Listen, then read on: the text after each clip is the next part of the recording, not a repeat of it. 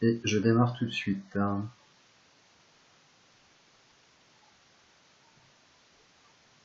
Voilà, donc bienvenue pour ce webinaire consacré à la stratégie commerciale. J'ai souhaité vous faire partager ce thème puisque j'accompagne des entreprises depuis maintenant plus de 5 ans et les 150 entreprises que j'ai déjà accompagnées, bien certaines réussissent très bien, d'autres moins bien. Et donc j'ai voulu vous faire partager mon expérience d'accompagnement de ces entreprises et de vous donner les clés, les facteurs clés de succès des réussites des entreprises que j'accompagne, puisqu'il y a certains faits marquants qui font que des entreprises réussissent plus que d'autres. Et donc je voulais vous faire partager cette expérience à travers 5 cas clients, qui sont des clients que j'accompagne depuis plusieurs années, et qui donc démontrent année après année la réussite de leur stratégie commerciale. Vous verrez que ça n'a pas toujours été un parcours facile, qu'il y a eu des évolutions dans leur stratégie. Et donc j'ai voulu vous les faire partager sur un schéma, un format très court de 45 minutes. Donc n'hésitez pas à interagir avec moi, à poser des questions, à faire des remarques, à partager un petit peu vos avis avec les autres participants à ce webinaire. Alors pour me présenter tout d'abord très rapidement, je suis consultant indépendant en développement commercial B2B. Donc j'aide les entreprises à augmenter leur chiffre d'affaires et à trouver de nouveaux clients. Donc je les aide à définir leur stratégie commerciale, qui est le sujet du jour, quelle offre je propose, à quelle cible, quelle valeur ajoutée j'apporte à mes clients et en quoi je suis différent de mes concurrents. J'aide les entreprises à construire leur plan d'action commerciale, quelle action commerciale mettre en œuvre pour atteindre mon objectif de chiffre d'affaires. J'aide ensuite les entreprises à mettre en place ou à optimiser leur organisation commerciale, quels moyens humains, financiers, organisationnels, en système d'information mettre en place pour que mes actions commerciales soient efficaces. Et enfin, j'aide les entreprises à améliorer leur performance commerciale. Quels sont les leviers sur lesquels je dois agir pour améliorer mes performances commerciales, mon efficacité et augmenter mon chiffre d'affaires. Pour réaliser ces prestations, je fais des audits de l'organisation de l'entreprise, des audits de l'organisation de l'activité commerciale pour identifier les leviers de performance. J'anime des formations inter-entreprises ou intra-entreprises, collectives ou individuelles, pour les dirigeants d'entreprise, mais également pour leurs salariés, que ceux-ci soient des commerciaux ou des personnes qui n'ont pas la fonction commerciale, mais à qui on demande d'avoir une démarche commerciale. Je fais du coaching, de l'accompagnement individuel à des dirigeants et des commerciaux pour les aider à mettre en œuvre leur stratégie commerciale, à mettre en œuvre leurs actions et à obtenir des résultats concrets.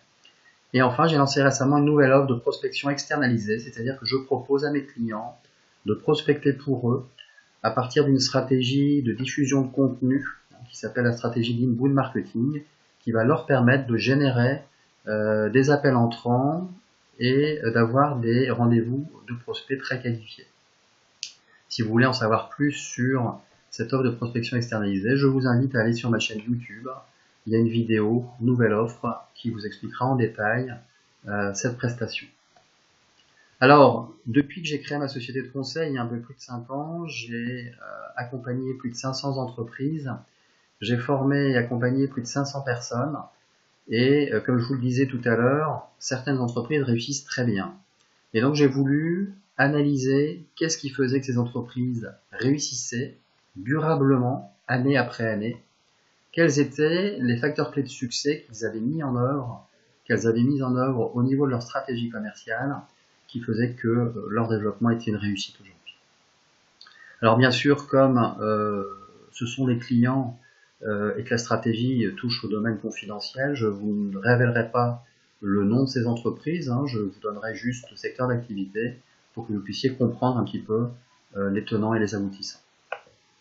Alors, premier cas d'entreprise que je vais vous présenter, c'est une entreprise dont le marché a fortement évolué et vous allez comprendre pourquoi, et ça concerne aujourd'hui tous les marchés sur lesquels vous intervenez, c'est la transformation des entreprises avec le développement du digital. Alors ce premier client que j'accompagne, c'est une agence de communication qui à l'époque était spécialisée dans le print, qui existe depuis plus de 20 ans. C'est une entreprise d'une quinzaine de personnes à peu près. qui fait beaucoup de journaux internes d'entreprise, hein, qui travaille beaucoup sur la communication interne. Le constat, c'est que le digital se développe fortement au détriment du print, et donc les agences de communication sont amenées à revoir leur stratégie par rapport à l'arrivée du digital. Le constat également, c'est que leurs clients ont de nouveaux besoins. Ils demandent à cette agence qu'il y ait plus d'interaction avec leurs clients finaux qui lisent leurs journaux internes, leur communication. Ils souhaitent avoir des supports plus modernes et puis plus pratiques à lire, avec le développement notamment des tablettes et des smartphones. Avoir un format qu'on puisse facilement lire et qui soit beaucoup plus pratique d'usage. La problématique de cette agence, quand j'ai démarré mon accompagnement, c'est que cette agence ne disposait pas de compétences digitales en interne. Donc là, vous voyez ce cas d'entreprise, un marché qui est en forte transformation, une entreprise qui a besoin de s'adapter à l'évolution de ce marché et un problème de compétences en interne. Alors la stratégie qu'on a mise en œuvre avec cette entreprise, ou que certaines actions avaient déjà été mises en œuvre d'ailleurs avant que j'intervienne, cette agence de communication a décidé de racheter une petite agence spécialisée dans les applications mobiles, parce qu'ils se sont bien rendus compte qu'il fallait absolument développer une offre de communication sur mobile, et n'ayant pas les compétences en interne, elle a décidé, pour aller plus vite dans le développement de cette nouvelle offre digitale, de racheter une petite agence avec des compétences techniques, des compétences de chef de projet et des compétences commerciales. L'agence a également recruté des développeurs web, hein, puisque vous savez que les compétences en print et en web ne sont pas du tout les mêmes. Impossible de former les personnes en interne au développement web. Elle a donc été amenée à recruter des développeurs qui avaient ces compétences très pointues.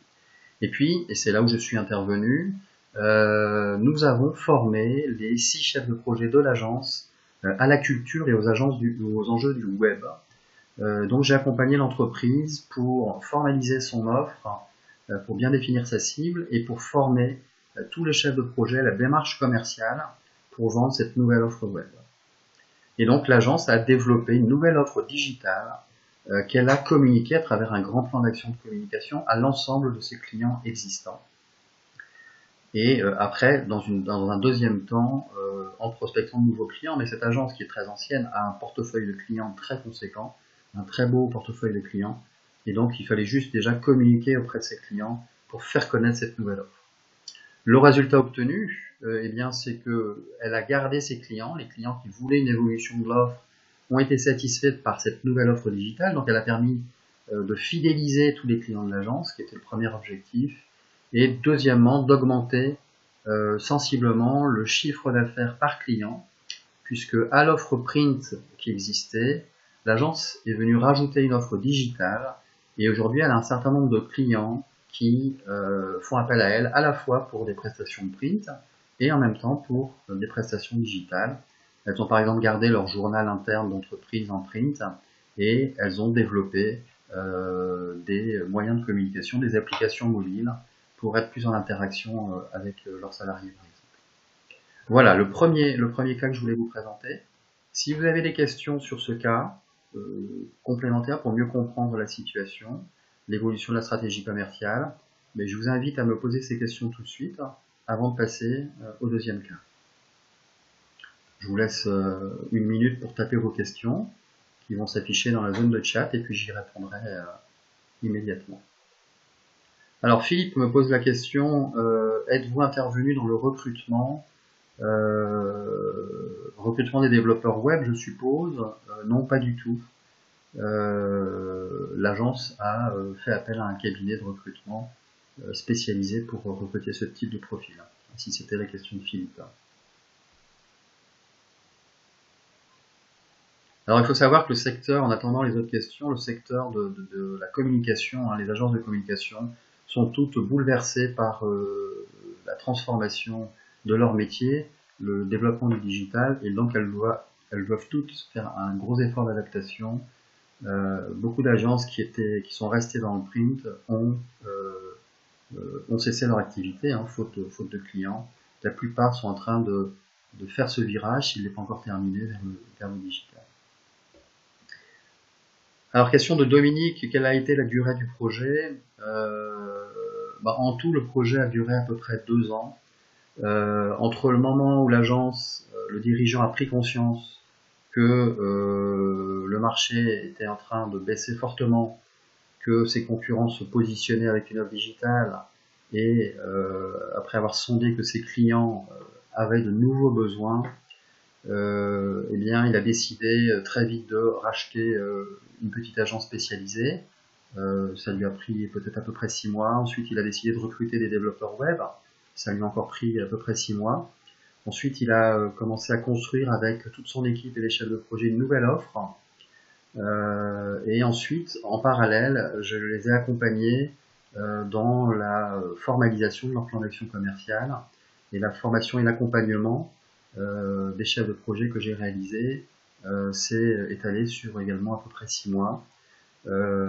Entre le moment où ils ont lancé la nouvelle offre et le moment où ils ont eu les premiers résultats, ça a été très très vite, puisque dès la communication de la nouvelle offre, ils ont eu des appels de clients leur disant je suis intéressé, et donc très rapidement ils ont pu proposer de nouvelles prestations digitales. Alors, question de Philippe, quand j'interviens, est-ce que je recommande parfois un collègue spécialiste du conseil, recrutement par exemple? Oui. Je suis amené dans mon métier effectivement à recommander régulièrement d'autres prestataires de services avec qui je suis partenaire. Et je suis notamment partenaire avec 2 cabinets de recrutement pour le recrutement des profils commerciaux. Question de Stéphanie, l'augmentation du chiffre d'affaires couvre-t-elle les nouvelles dépenses, rachats, masse salariale, etc. Il faut savoir qu'au niveau de la masse salariale, il n'y a pas eu d'augmentation de la masse salariale, puisque les profils print ont été remplacés par des profils web. Les chefs de projet sont restés les mêmes, ils ont simplement été formés à l'évolution de l'offre. La petite agence spécialisée dans l'application mobile était une agence, une start-up assez récente, donc le rachat n'a pas coûté trop cher. Les salariés de cette agence ont d'ailleurs été intégrés dans l'agence de communication. Donc le coût a été très faible. Actuellement, cette agence, le chiffre d'affaires réalisé dans le digital représente 20% de son chiffre d'affaires total, ce qui est significatif, et avec des perspectives d'évolution très très fortes. Donc le retour sur investissement, il est déjà largement obtenu, sachant qu'ils ont lancé la nouvelle offre il y a à peu près 1 an aujourd'hui maintenant. Alors, dernière question de Philippe avant de passer au deuxième cas, si on va avoir le temps d'aborder les 5 cas. Communication de la nouvelle offre par téléphone, par mail, puis relance. La communication s'est faite de 2 manières.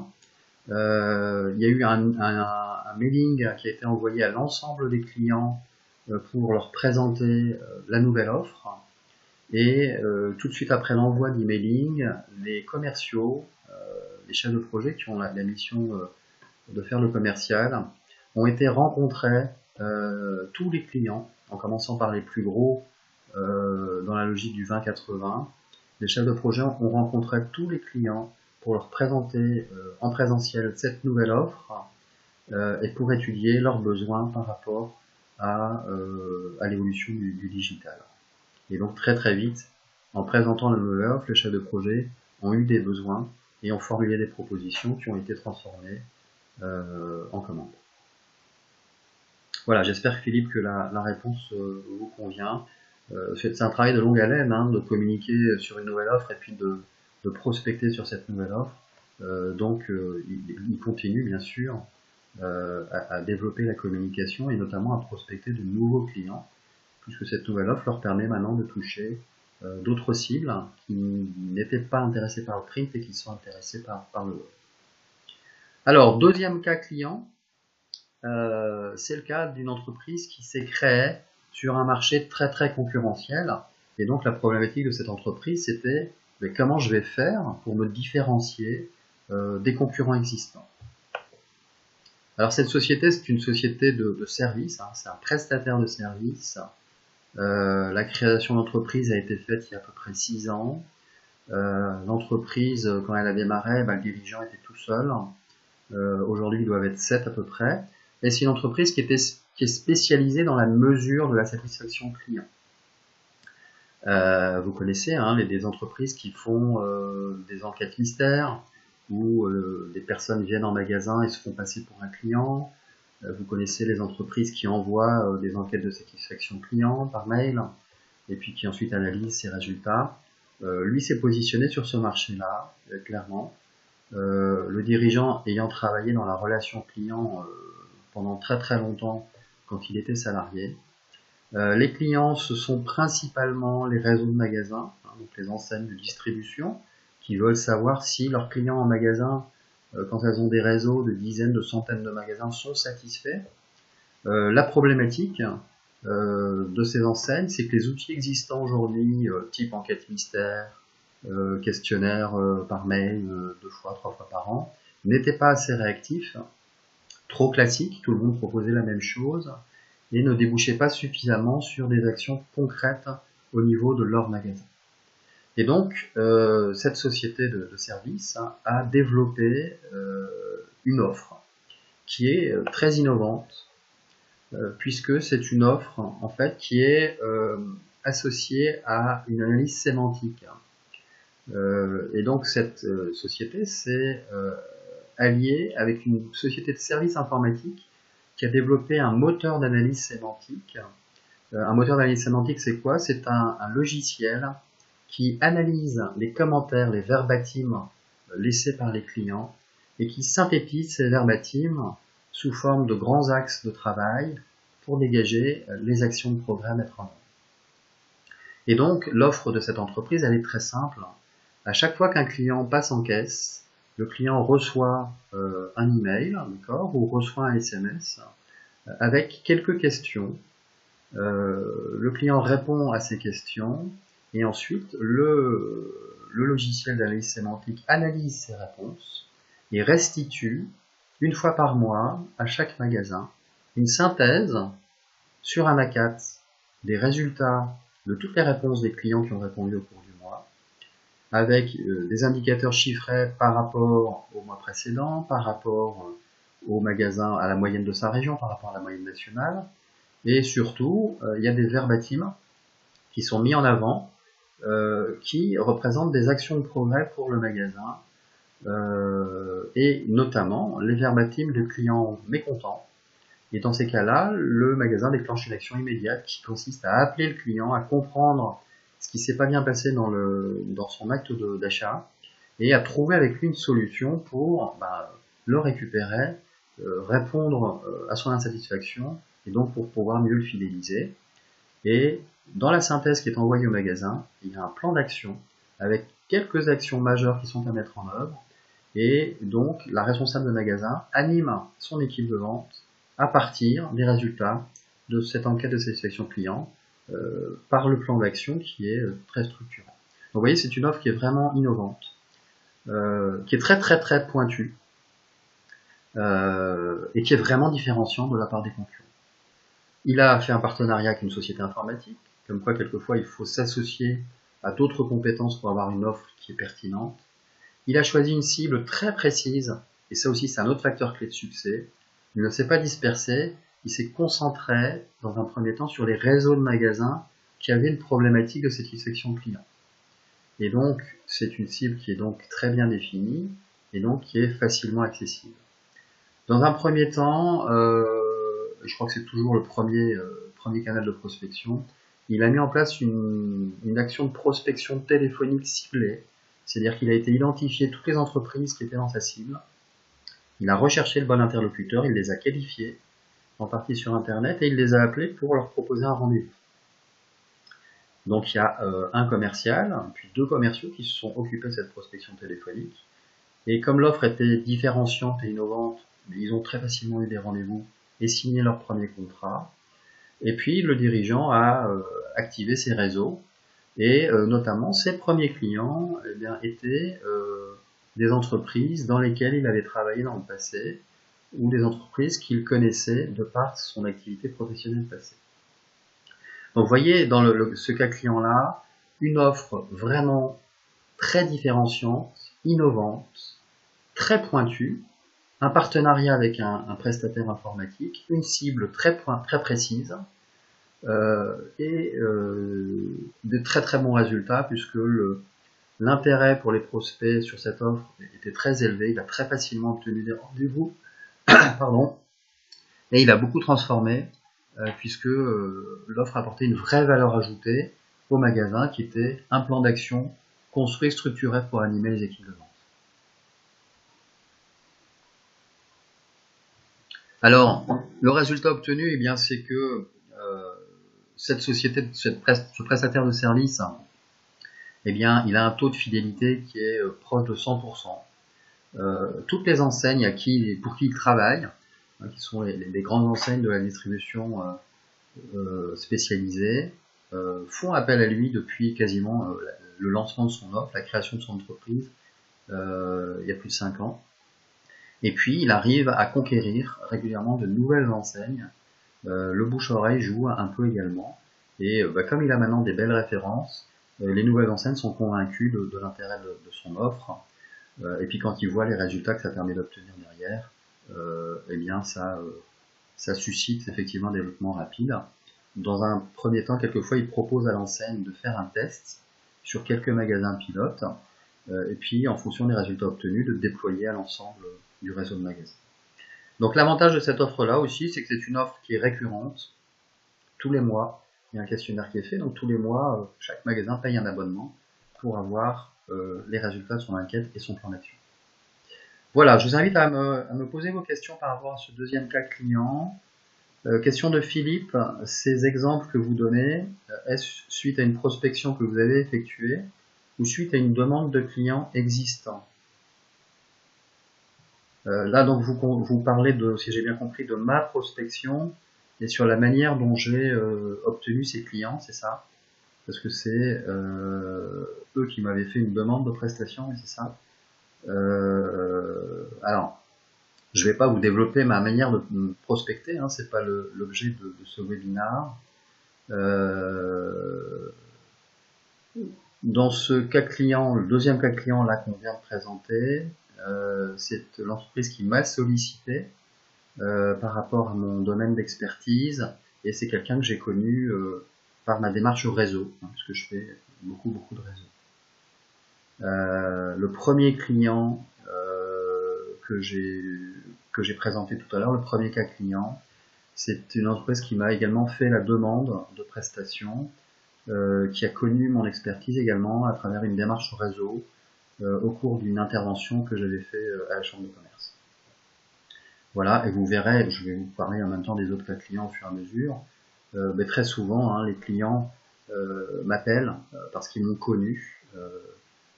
Notamment, je suis beaucoup recommandé à travers les réseaux auxquels j'appartiens. Question de Fabrice, des clients finaux ne sont-ils pas agacés par les questionnaires de satisfaction? Tout le monde ne répond pas au questionnaire de satisfaction, hein, c'est clair.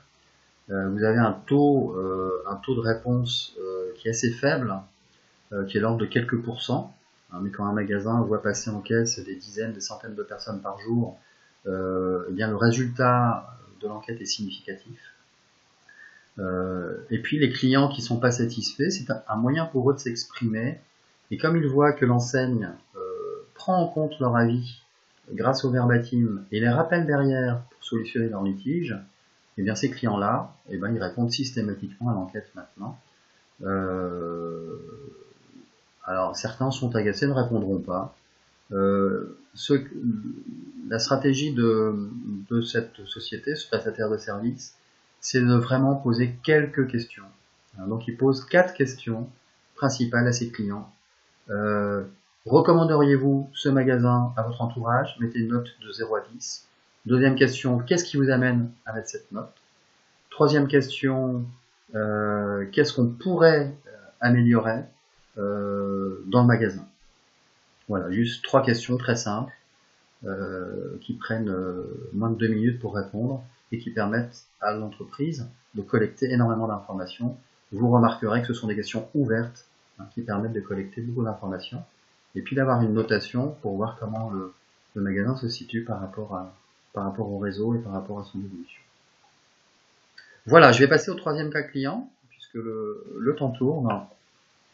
Alors le troisième cas client, c'est également une entreprise qui s'est créée, mais là qui s'est créée sur un marché non pas hyper concurrentiel, au contraire sur un marché neuf, un marché naissant qu'il fallait conquérir.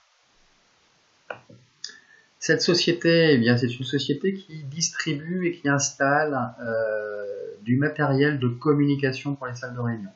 Alors quand je dis matériel de communication, ils installent des tableaux interactifs qui permettent d'avoir une interactivité entre celui qui note sur le tableau et puis ceux qui participent à la réunion, que ce soit en présentiel ou à distance.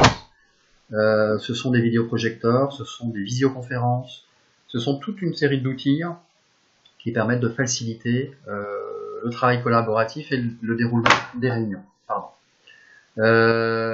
Cette société a été créée il y a 6 ans. Le dirigeant a démarré seul. Aujourd'hui, il y a à peu près une vingtaine de salariés dans cette entreprise. Alors son marché, il a décidé de lancer une offre, de créer sa société parce que les matériels existants avec les évolutions technologiques étaient devenus obsolètes. Je vous rappelle qu'avant, les réunions étaient animées, et c'est encore le cas, avec des tableaux à craie dans les écoles, avec des tableaux blancs Velleda, beaucoup dans les entreprises, avec des paperboards. Et les évolutions technologiques ont fait que depuis quelques années est arrivé un tableau interactif qui permet d'écrire sur un mur avec un stylet magnétique, et que tout ce qui est écrit soit retranscrit automatiquement sur les postes des participants, soit enregistré automatiquement avec toute une série d'outils d'interaction. Donc ces clients, c'était les écoles et les PME dans un premier temps. Sa problématique, c'est que quand il a démarré son activité, au début il était tout seul, puis ils étaient deux, ils ont décidé de prospecter par téléphone. Et donc ils ont fait de la prospection téléphonique pendant des semaines, pendant des mois, pendant quasiment des années. C'était très très long, très fastidieux et peu rentable, puisque bien que l'offre soit encore une fois innovante et réponde à un vrai besoin, la démarche de prospection téléphonique était peu rentable, et le chiffre d'affaires moyen réalisé avec ces écoles via les appels d'offres ou à travers les PME était relativement faible. Et donc là, l'entreprise a décidé d'évoluer, non pas au niveau de son offre, mais au niveau de sa cible et au niveau de sa démarche commerciale. Et donc, on a donc mis en œuvre une nouvelle stratégie qui a consisté à changer de cible, pour avoir des budgets plus importants, pour avoir de la récurrence. Cette entreprise a attaqué les grandes entreprises. Voilà. Parce que quand, je dis n'importe quoi, une grande banque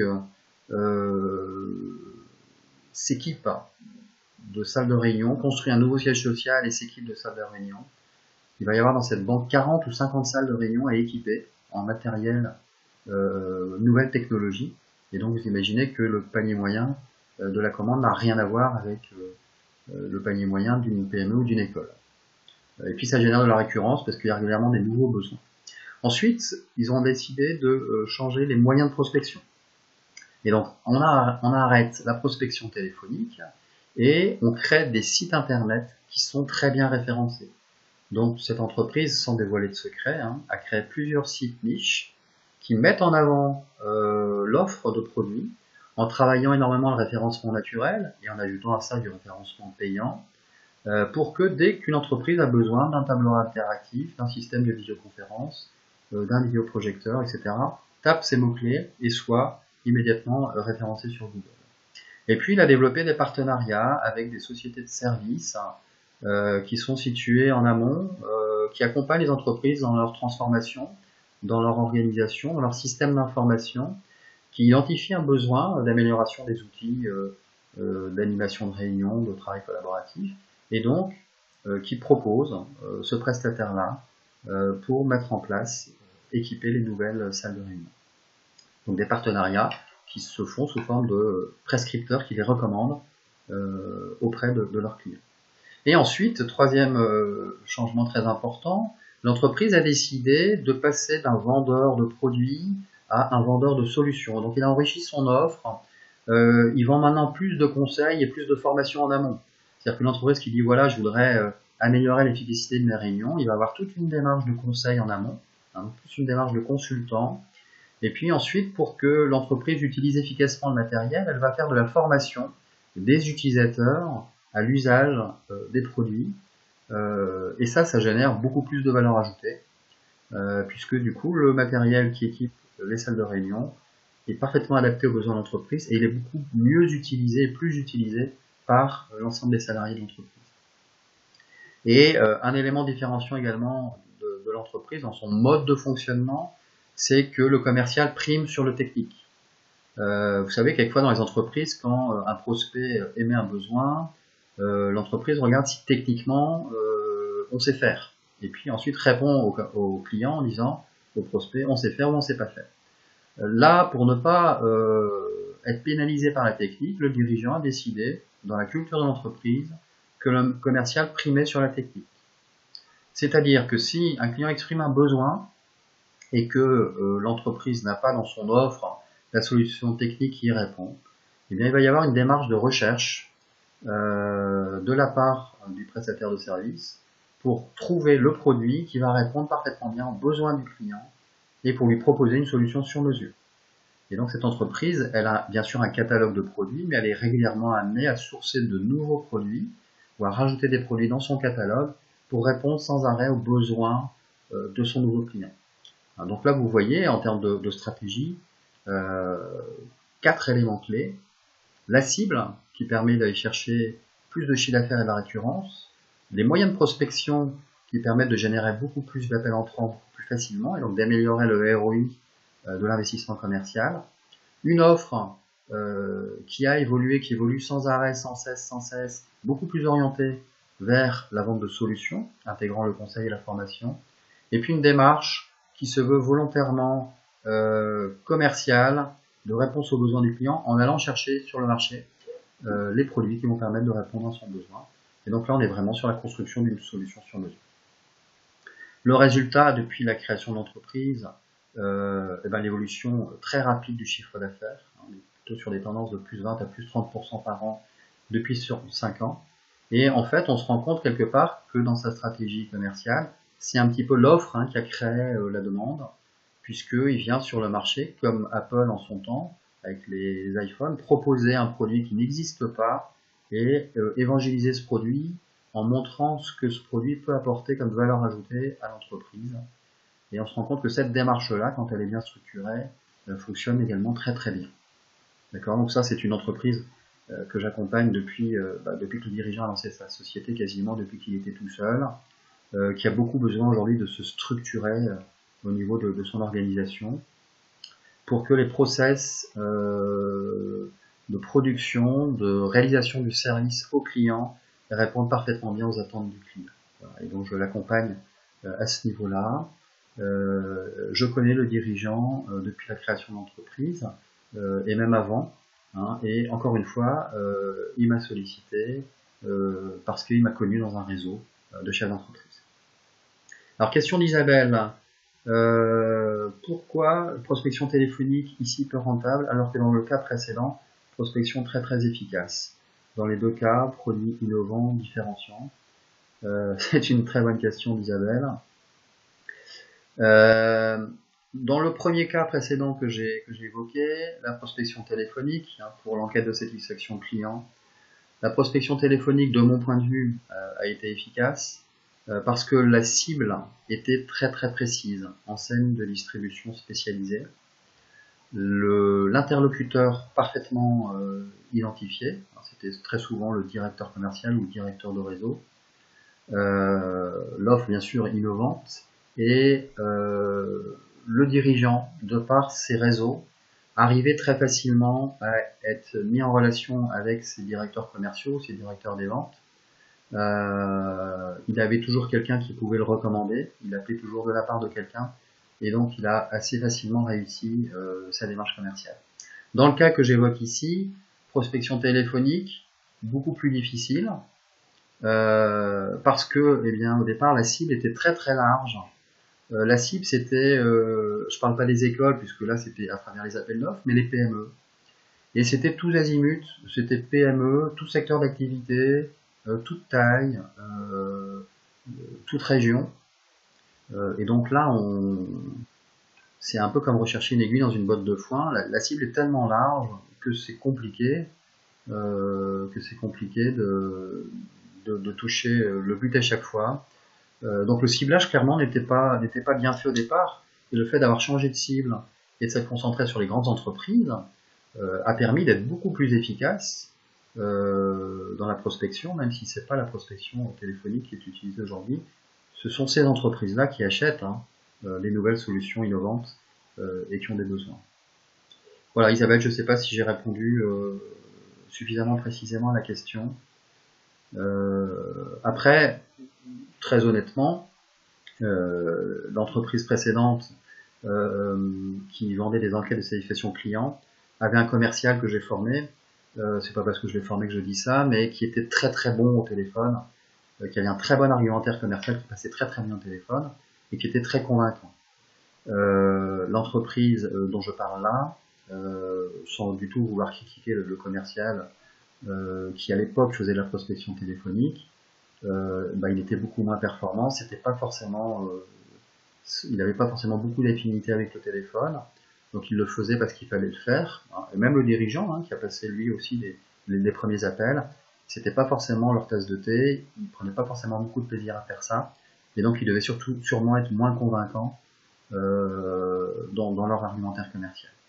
Donc prospection téléphonique, pour que ce soit efficace, je vous rappelle qu'il faut que la cible elle soit la plus pointue possible, la plus précise possible, et deux, que vous ayez envie de parler de votre offre au téléphone, que vous ayez un argumentaire qui soit solide, et puis que vous appliquiez les techniques de vente que j'apprends dans le cadre de mes formations, de mes accompagnements. Voilà. Est-ce qu'il y a une autre question sur ce troisième cas client avant de passer au quatrième cas? Je vous laisse quelques secondes encore pour taper votre question, sinon je vais passer au quatrième cas client. Ok. Cas client suivant. Ah, question de Philippe, j'attends. Philippe était en train de taper, donc j'attends encore quelques secondes. Non, ok, ça marche, merci. Alors le quatrième cas client, c'est une entreprise, pareil que le deuxième cas, création d'entreprise sur un marché très concurrentiel.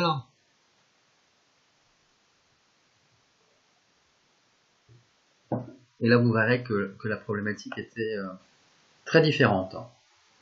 Le contexte, c'est une entreprise qui fabrique des équipements pour les sanitaires et les vestiaires. Vous savez, dans les piscines, par exemple, vous avez des cabines pour les vestiaires. Voilà, cette entreprise fabrique ces cabines, ces cloisons mobiles. Dans les campings, vous avez des blocs sanitaires. Et bien voilà, ils fabriquent l'équipement, les cloisons mobiles et des sanitaires et des vestiaires. La particularité, c'est que le dirigeant qui a créé cette entreprise, ainsi que les autres dirigeants, puisqu'au départ ils étaient 3 associés, les 3 dirigeants étaient tous issus de ce métier, c'est-à-dire qu'ils avaient tous travaillé de nombreuses années chez un concurrent qui fabriquait des équipements pour sanitaires et vestiaires, mais qu'ils ont quitté au bout d'un certain nombre d'années parce qu'ils n'étaient plus en phase avec la stratégie, ils n'étaient pas satisfaits du service délivré aux clients, et donc ils ont décidé de créer une entreprise concurrente en créant leur propre modèle, beaucoup plus orienté satisfaction client, beaucoup plus réactif, beaucoup plus souple. Et donc voilà, ça c'est un premier facteur clé de succès qui n'est pas oublié, c'est que les dirigeants, quand ils créent leur entreprise, ont une grande expérience professionnelle dans le secteur d'activité dans lequel ils vont travailler. Ils ont une expertise métier qu'ils vont pouvoir mettre à profit de leur création d'entreprise. Ils ont décidé de créer cette entreprise sur un marché qui était très concurrentiel. Il y a de nombreux concurrents qui existent depuis très très longtemps, qui sont très bien installés. Leurs clients, ce sont les campings d'un côté, les établissements publics, notamment les piscines, pour lesquels il faut beaucoup de vestiaires de l'autre, et puis également les entreprises qui ont besoin d'équiper leurs sites, notamment quand on parle d'usines, entrepôts, de vestiaires. Et leur problématique, quand ils ont créé leur entreprise, donc la création a eu lieu il y a 5 ou 6 ans, c'est comment je fais pour me différencier par rapport à mes concurrents, comment je prends des parts de marché par rapport à mes concurrents. Alors, ce que je vous ai dit avant, hein, premier facteur clé de succès pour moi, c'est que ces dirigeants ont tous une grande expérience de ce métier, ils avaient tous des expertises pointues. L'un des dirigeants était l'ancien directeur d'usine, l'autre dirigeant était responsable commercial, donc des compétences qui sont directement exploitables. Ils ont choisi de construire une offre très courte, avec une gamme courte de quelques produits, mais qui est parfaitement bien adaptée aux besoins spécifiques de la cible. Donc ils ont bien identifié les besoins du camping, ils ont fait une offre, un catalogue parfaitement adapté. Les besoins des piscines, ils ont fait une offre parfaitement adaptée. Et on est dans le sur-mesure, c'est-à-dire que l'offre est très courte, mais s'il y a un besoin spécifique, ils vont fabriquer le produit qui correspond aux besoins du client. Et ça, c'est un avantage concurrentiel fort, c'est-à-dire que comme c'est une petite structure et qu'ils ont mis en place les process pour, ils ont une capacité d'adaptation qui est très très rapide. Et au-delà de la découverte des besoins par le commercial, ils sont capables au niveau du process industriel de vraiment fabriquer du sur-mesure par rapport aux besoins du client dans des délais très courts, hein, parce qu'ils ont fortement automatisé leur process de fabrication. Ils se différencient d'autre part sur la qualité des produits. Hein, c'est ce qu'ils reprochaient à leur ancien employeur.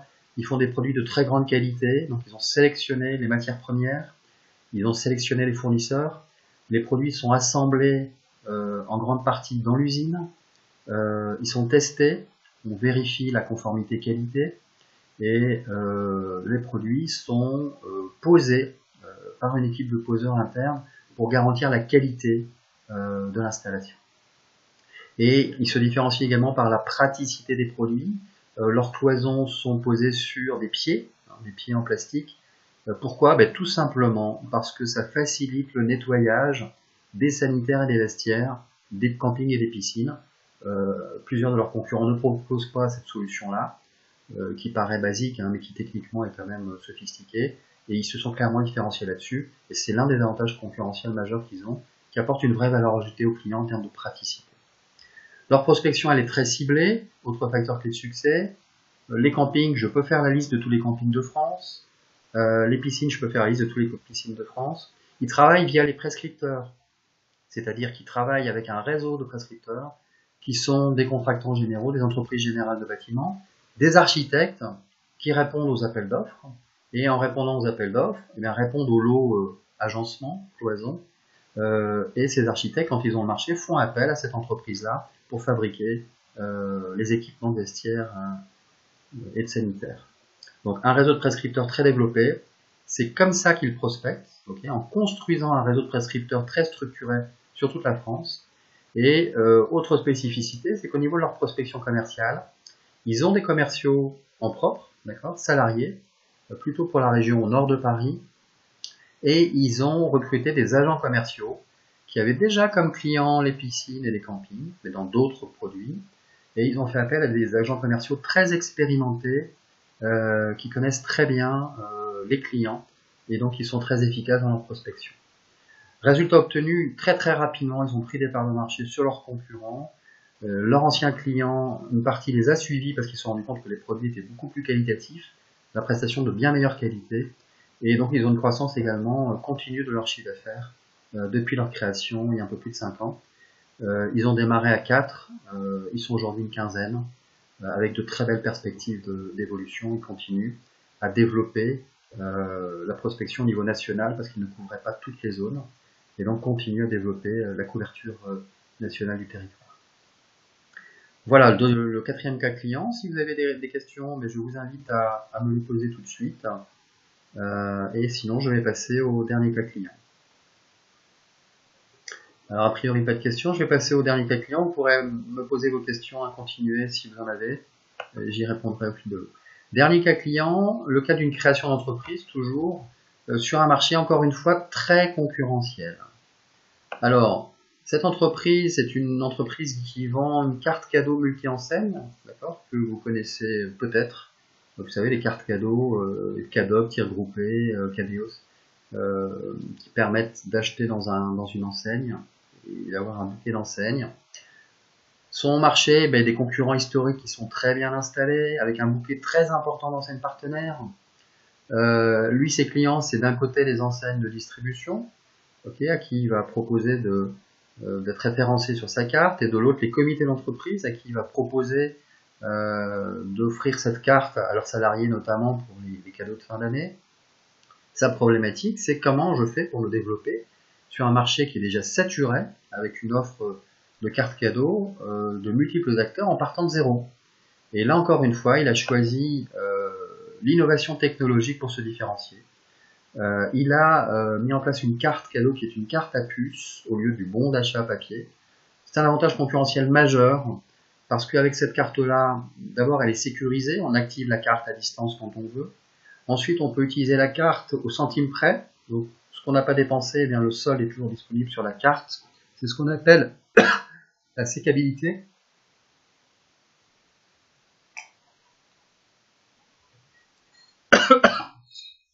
Et cette innovation a demandé une adaptation du terminal de paiement de l'entreprise. Donc, avantage concurrentiel majeur, une cible très précise, les comités d'entreprise. Il a attaqué directement les comités d'entreprise France entière. Et il a fait le choix, il a pris le risque dès le départ de recruter une équipe de commerciaux importante pour couvrir tout le territoire national. Donc je ne sais plus à combien ils avaient démarré à l'époque. Je crois qu'ils ont dû démarrer avec une dizaine de commerciaux sédentaires pour prospecter tous les comités d'entreprise. Et puis les commerciaux se déplaçaient quelquefois. Ils participaient à tous les salons spécialisés comités d'entreprise. Et ils ont développé progressivement le bouquet d'enseignes. Alors là, clairement, ce qui fait la réussite de cette stratégie-là, c'est l'innovation technologique, avantage concurrentiel majeur, une cible très précise, ils se sont concentrés dans un premier temps sur les comités d'entreprise, même si maintenant ils attaquent aussi les incentives pour les entreprises, et le pari dès le départ, en termes de prospection commerciale, d'avoir une force de vente importante pour tout de suite avoir un effet de masse et faire du volume, prospecter en volume les comités d'entreprise. Le démarrage a pris du temps. Pourquoi? Parce que dans un premier temps, ils avaient un bouquet d'enseignes qui était assez restreint. Ils avaient quelques enseignes à proposer, ce qui était très peu quand on a 10-15 enseignes par rapport aux concurrents qui en ont 200 et qu'on couvre pas tout le territoire, c'est compliqué. Et progressivement, ils se sont développés au niveau bouquet d'enseignes. Et donc, ils ont pu élargir leur territoire géographique. Le fait d'avoir une carte à puce a tout de suite été un avantage concurrentiel qui leur a permis quand même très vite de conquérir de nouveaux clients. L'entreprise a démarré, il devait être une quinzaine, aujourd'hui ils sont une soixantaine, ils avaient 10 commerciaux au départ, ils sont aujourd'hui une quarantaine de commerciaux, donc c'est une très belle réussite. L'entreprise a été créée là il y a un peu plus de 10 ans, et moi j'interviens à ce niveau-là pour former les commerciaux à la prospection téléphonique, aux entretiens face à face et à la négociation commerciale. Voilà le dernier cas client que je souhaitais partager avec vous. Si vous avez des questions sur ce cas client-là ou sur tous les cas clients et sur la stratégie commerciale en général, je vous invite à me poser ces questions-là. On va encore se prendre 2 minutes pour répondre à vos questions avant de clôturer ce webinaire. Si vous n'avez pas de questions et que vous devez quitter ce webinaire, merci de le noter, de mettre une notation avec les étoiles et de saisir un petit commentaire pour les prochains webinaires. Ce webinaire est enregistré, donc vous pourrez le revoir dès lundi sur ma chaîne YouTube Pierre-Jean Bouillet. Et si vous avez des questions, écoutez, je suis à votre service pour y répondre. Philippe, très riche expérience, merci. Merci Philippe. Arnaud, merci pour ces explications. Merci Arnaud. Merci Nathalie pour votre participation à ce webinaire.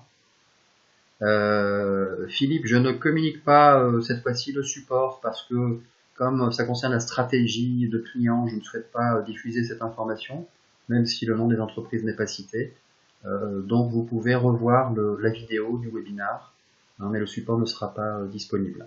Merci Philippe, bonne journée. Merci Isabelle, bonne journée. Question de Fabrice, quelles sont les bonnes pratiques communes mises en œuvre par ces entreprises qui réussissent? Eh bien, à travers les expériences que vous avez pu voir, vous avez vu qu'il y a quelques facteurs clés de succès qui sont majeurs. Le premier, c'est l'offre. Avoir une offre pointue, une offre différenciante, une offre innovante, une offre que vous maîtrisez de par votre parcours professionnel.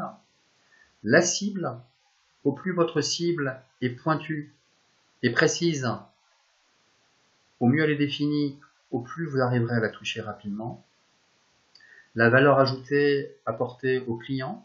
Vous devez vous préoccuper sans cesse, quand vous construisez votre offre, de bien comprendre les besoins de votre client. Je rappelle qu'on construit une offre par rapport à un besoin du marché, et on ne cherche pas à pousser une offre qu'on a construite pour voir si elle répond aux besoins du marché.